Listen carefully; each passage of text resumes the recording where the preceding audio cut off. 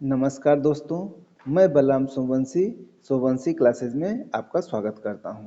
दोस्तों, आज हम लोग क्रॉनिकल समसामयिकी के जनवरी अंक के उद्योग एवं व्यवसाय टॉपिक को देखेंगे।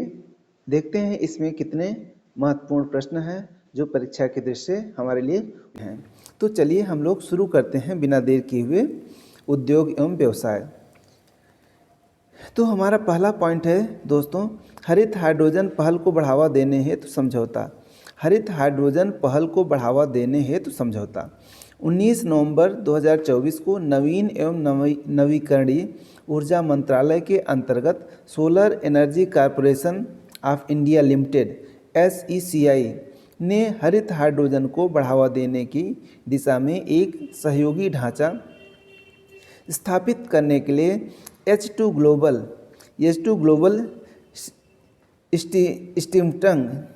स्टीफटंग के साथ समझौता ज्ञापन पर हस्ताक्षर किए। यानी अब यहाँ पर देखिए मित्रों, क्या महत्वपूर्ण है कि हरित हाइड्रोजन पहल को बढ़ावा देने हेतु समझौता। तो हरित हाइड्रोजन को बढ़ावा देने हेतु किन दो कंपनियों के बीच समझौता हुआ? सोलर एनर्जी पावर कॉरपोरेशन यानी SECI और H2 ग्लोबल स्टीफटंग के बीच समझौता हुआ। किसके लिए?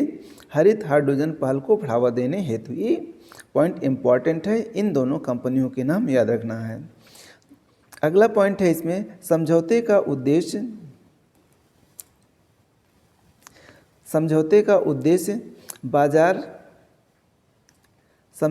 उद्देश्य क्या है? बाजार आधारित तंत्रों पर ज्ञान के आदान प्रदान को बढ़ाना तथा भारत एवं आयातक देशों के बीच सहयोग को बढ़ावा देना, ताकि हरित हाइड्रोजन अर्थव्यवस्था को वैश्विक उन्नति में योगदान दिया जा सके। यानी इसका समझौता क्या है, उद्देश्य क्या है इस समझौते का? इस समझौते का उद्देश्य है कि बाजार आधारित तंत्र को ज्ञान के आदान प्रदान को बढ़ाना तथा भारत एवं आयातक देशों के बीच सहयोग को बढ़ावा देना। यानी सहयोग को बढ़ावा देना और ज्ञान के आदान प्रदान को बढ़ावा देना, हरित हाइड्रोजन अर्थव्यवस्था को वैश्विक उन्नति में योगदान दिया जा सके, यह इसका प्रमुख उद्देश्य है। यह सहयोग वैश्विक हाइड्रोजन बाजार की गतिशीलता में मूल्यवान अंतर्दृष्टि प्रदान कर देश की हरित हाइड्रोजन पहल को आगे बढ़ाने में सहायक हो सकता है। ठीक है, इसमें कोई इम्पोर्टेंट पॉइंट नहीं। अब इम्पोर्टेंट पॉइंट हमारा यहाँ पर है, इसको हम लोग देखते हैं कि भारतीय सौर ऊर्जा निगम लिमिटेड यानी SECI की स्थापना कब हुई थी? 2011 में। बहुत ही इम्पोर्टेंट प्रश्न है। राष्ट्रीय सौर मिशन के कार्यान्वयन को सुगम बनाने तथा इसके द्वारा निर्धारित लक्ष्यों को प्राप्त करने के लिए की गई थी। यानी भारतीय सौर ऊर्जा निगम की स्थापना किस उद्देश्य से की गई थी? यह पूछा जा सकता है कि भारतीय सौर ऊर्जा निगम की स्थापना किस उद्देश्य से की गई थी? तो इसका उद्देश्य था कि राष्ट्रीय सौर मिशन के कार्यान्वयन को सुगम बनाने तथा इसके द्वारा निर्धारित लक्ष्यों को प्राप्त करने के लिए की गई थी। यह भारत में नवीकरणीय ऊर्जा क्षेत्र के विकास के लिए समर्पित एकमात्र केंद्रीय सार्वजनिक उपक्रम है। यानी यह जो है भारतीय सौर ऊर्जा निगम लिमिटेड नवीकरणीय ऊर्जा क्षेत्र के विकास के लिए समर्पित एकमात्र केंद्रीय सार्वजनिक क्षेत्र का उपक्रम है। यह याद रखिए, यह इम्पोर्टेंट पॉइंट है। यहाँ से बहुत ही अच्छे प्रश्न बन जाएंगे। अगर यह हमारा टॉपिक अच्छे से तैयार रहेगा तो मोस्टली क्वेश्चन यहाँ से बनेंगे। अगला है NTPC और ONGC। NTPC और ONGC ने संयुक्त उद्यम कंपनी के गठन हेतु समझौता किया। तो यह पूछा जा सकता है कि NTPC और ONGC ने संयुक्त उद्यम कंपनी के गठन हेतु जो समझौता किया उसका क्या नाम है या कब किया गया? यह नवंबर 2024 में समझौता किया गया। सार्वजनिक क्षेत्र के उपक्रम NTPC लिमिटेड और ONGC लिमिटेड ने नवीन एवं नवीकरणीय ऊर्जा के क्षेत्र में अपनी रुचि को बढ़ावा देने के लिए अपनी किस क्षेत्र में, नवीन और नवीकरणीय ऊर्जा क्षेत्र में अपनी रुचि को बढ़ावा देने के लिए अपनी हरित ऊर्जा सहायक कंपनियों यानी एनटीपीसी ग्रीन एनर्जी लिमिटेड और ओएनजीसी ग्रीन एनर्जी लिमिटेड के मध्य 50-50 संयुक्त उद्यम कंपनी के गठन की घोषणा की। यानी ये दोनों कंपनियां एनटीपीसी एनर्जी लिमिटेड और ओएनजीसी ग्रीन एनर्जी लिमिटेड के मध्य जो संयुक्त उद्यम कंपनी बनाने की घोषणा हुई है वह किस अनुपात में की गई है? यह 50:50 के अनुपात में की गई है, यह याद रखिए। और इसका उद्देश्य क्या है? उद्देश्य भी याद रखिए। इसका उद्देश्य नवीन और नवीकरणीय ऊर्जा के क्षेत्र में अपनी रुचि को बढ़ावा देने के लिए अपनी हरित सहायक कंपनियों के बीच इन्होंने संयुक्त उद्यम बनाने की घोषणा की। यानी इनका मेन उद्देश्य नवीन और नवीकरणीय ऊर्जा के क्षेत्र में वृद्धि करना है। संयुक्त उद्यम कंपनी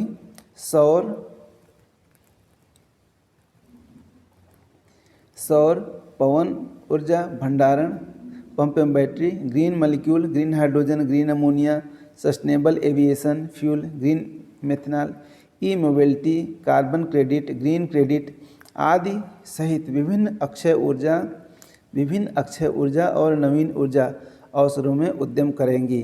तो ये कंपनियां ये याद रखिए कि किन किन क्षेत्रों में ये काम करेंगी। तो ये यहाँ पर इम्पॉर्टेंट हो जाता है कि किन किन क्षेत्रों में ये अपनी रुचि दिखाएंगी, इसमें अपना उद्यम स्थापित करेंगी, ये महत्वपूर्ण है। इसके अतिरिक्त संयुक्त उद्यम कंपनी अक्षय ऊर्जा परिसंपत्तियों के अधिग्रहण के अवसरों की भी तलाश करेगी और तमिलनाडु और गुजरात में आगामी अपतटीय पवन निविदाओं में भागीदारी पर भी विचार करेगी। तो ये अक्षय ऊर्जा परिसंपत्तियों में अधिग्रहण के अवसरों की तलाश करेंगी और कहाँ पर? तमिलनाडु और गुजरात में आगामी जो अपतटीय पवन निविदाएँ हैं उनमें भागीदारी पर भी विचार करेंगी। भारत ऊर्जा सप्ताह 2024 के दौरान 7 फरवरी 2024 को इस संयुक्त उद्यम समझौते पर हस्ताक्षर करने के बाद निवेश एवं सार्वजनिक संपत्ति प्रबंधन विभाग तथा नीति आयोग से इसके लिए आवश्यक वैधानिक अनुमोदन प्राप्त हुआ। यानी इसको कहाँ से? सार्वजनिक संपत्ति प्रबंधन विभाग और नीति आयोग से इसको वैधानिक अनुमोदन प्राप्त हुआ। तो यह पूछा जा सकता है कि इनके बीच जो समझौता हस्ताक्षर हुआ कब हुआ? 7 फरवरी 2024 को। किससे अनुमोदन प्राप्त हुआ? सार्वजनिक संपत्ति प्रबंधन विभाग और नीति आयोग से अनुमोदन प्राप्त हो गया है। इसके बाद जो एनटीपीसी ग्रीन एनर्जी लिमिटेड ने ओएनजीसी ग्रीन एनर्जी लिमिटेड के साथ संयुक्त उद्यम कंपनी के निगमन के लिए कॉर्पोरेट मंत्रालयों के मामलों के मंत्रालय को आवेदन किया। तो इसके बाद इन्होंने आवेदन किया। अगला है द्रव एवं तापीय विज्ञान में उत्कृष्टता केंद्र हेतु समझौता। किसमें? द्रव एवं तापीय विज्ञान में उत्कृष्टता केंद्र हेतु समझौता कब? 11 नवंबर 2024 को भारतीय प्रौद्योगिकी संस्थान यानी मद्रास आईआईटी ने द्रव एवं तापीय विज्ञान में अनुसंधान के लिए उत्कृष्टता केंद्र स्थापित करने हेतु भारतीय अंतरिक्ष अनुसंधान संगठन यानी इसरो के साथ एक समझौता ज्ञापन पर हस्ताक्षर किया। ये बहुत ही इम्पॉर्टेंट है। अब देखिए इसमें क्या प्रश्न बन सकता है। इसमें यह प्रश्न बन सकता है कि द्रव एवं तापीय विज्ञान में उत्कृष्टता केंद्र हेतु किन दो संस्थानों ने समझौता किया? तो आईआईटी मद्रास और इसरो। याद रखिए आईआईटी मद्रास और इसरो। या इस तरह से पूछा जा सकता है कि आईआईटी मद्रास और इसरो के बीच किस क्षेत्र में समझौता हुआ। तो द्रव एवं तापी विज्ञान में अनुसंधान के लिए उत्कृष्टता केंद्र स्थापित करने हेतु दोनों संगठनों में समझौता हुआ। अगला है, यह केंद्र इसरो के अंतरिक्ष यान और प्रशिक्षण यान से संबंधित तापीय प्रबंधन अनुसंधान गतिविधियों के लिए नोडल केंद्र के रूप में कार्य करेगा। यानी यह केंद्र जो है, यह केंद्र इसरो के अंतरिक्ष यान एवं प्रक्षेपण यान से संबंधित तापीय प्रबंधन अनुसंधान गतिविधियों के लिए एक या नोडल एजेंसी के रूप में कार्य करेगा। इसरो के लिए एक प्रमुख अनुसंधान केंद्र के रूप में यह अंतरिक्ष यान और लॉन्च वाहन थर्मल प्रबंधन चुनौतियों पर ध्यान केंद्रित करेगा। ये बहुत महत्वपूर्ण नहीं है। आगे हम देखेंगे, इसरो इस केंद्र की स्थापना आवश्यक बुनियादी ढांचे और उपकरणों के लिए 101.84 करोड़ रुपए की प्रारंभिक निधि उपलब्ध कराएगा तथा उपभोग्य सामग्रियों, रख रखाव और द्रव तापन विज्ञान में भविष्य की परियोजनाओं के लिए अतिरिक्त निधि उपलब्ध कराएगा। तो केवल इसमें बहुत महत्वपूर्ण नहीं प्रश्न बन सकते हैं, तो केवल इतना याद रखना है कि इस केंद्र की स्थापना के लिए इसरो कितना धन मुहैया कराएगा, 1.84 करोड़ रुपए। इसके अंतर्गत परियोजनाएं अंतरिक्ष यान, थर्मल प्रबंधन, हाइब्रिड रॉकेट के दहन, अस्थिरता और क्रायोटैंक थर्मोडायनेमिक्स जैसे महत्वपूर्ण क्षेत्रों को कवर करेगी। तो ये महत्वपूर्ण बन जाता है कि यह जो केंद्र है यह किन क्षेत्रों को कवर करेगा। तो अंतरिक्ष यान, थर्मल प्रबंधन, हाइब्रिड रॉकेट में दहन अस्थिरता और क्रायोटैंक थर्मोडायनेमिक्स जैसे महत्वपूर्ण क्षेत्रों को कवर करेगा।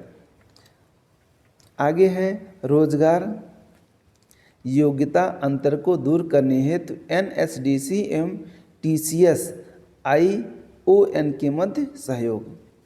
तो NSDC और TCS ION के मध्य जो सहयोग समझौता हुआ, किसके लिए हुआ?